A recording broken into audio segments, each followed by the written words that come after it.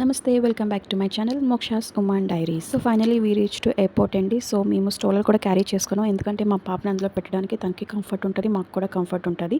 అతమాన్ తను క్యారీ చేస్తే body to body heat ఎక్కువైపోద్ది కదండి.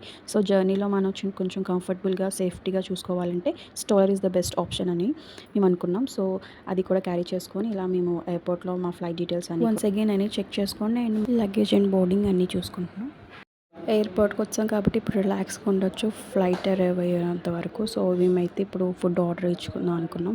సో లాంగ్ ట్రావెల్ చేసాం. సో ఫార్ జర్నీ అయితే చాలా కూల్గా అయింది. సో బేబీతో జర్నీ అంటే ఛాలెంజింగ్ అనే చెప్పచ్చు. స్టిల్ మా బేబీ మాకు చాలా సపోర్ట్ ఇచ్చింది, ఎందుకంటే తను ఎక్కువ పడుకునే ఉంది జర్నీలో. సో తను అలా క్యారీ చేస్తూ మాకు అలాగా అయిపోయింది ఇప్పటి వరకు. నాకు బేబీ ఉంది కాబట్టి సో ఫీడింగ్ అది కూడా ప్రాబ్లం ఉండదు. మనకి బేబీ కేర్ రూమ్స్ అవన్నీ ఉంటాయి కాబట్టి ఇక్కడ. సో ఎటువంటి ఫెసిలిటీస్ అయినా ఇక్కడ అవైలబుల్ ఉంటాయి కాబట్టి సో ఇప్పుడు మనం దర్జాగా ఉండొచ్చు ఇక్కడ ఎయిర్పోర్ట్లో అంటిల్ ద ఫ్లైట్ అరైవ్స్.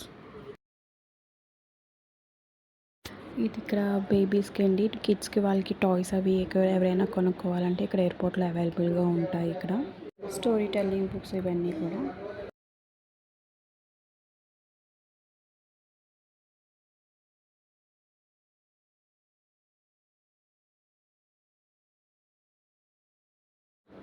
ఇక్కడ నా హాట్ రెడీగా ఉంది. ఫ్లైట్ ఎక్కే ముందు ఓ హాట్ కప్ కాఫీ తప్పదుగా.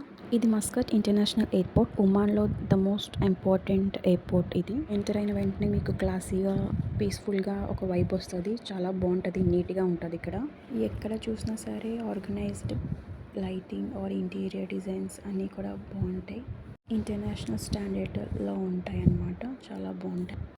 ఇక్కడ ఫుడ్ కోర్ట్స్ ఇంకా కాఫీ షాప్స్ ఇవన్నీ కూడా బాగా మెయింటైన్ చేస్తారు. అండ్ ట్రావెలర్స్కి ఈజీగా రిఫ్రెష్మెంట్ అవ్వచ్చు ఇక్కడ. దానికి ఎయిర్పోర్ట్ అనేది చాలా నీట్గా ప్లెజెంట్గా సౌకర్యంగా ట్రావెలర్స్కి ఉంటుందండి మస్కట్ ఎయిర్పోర్ట్.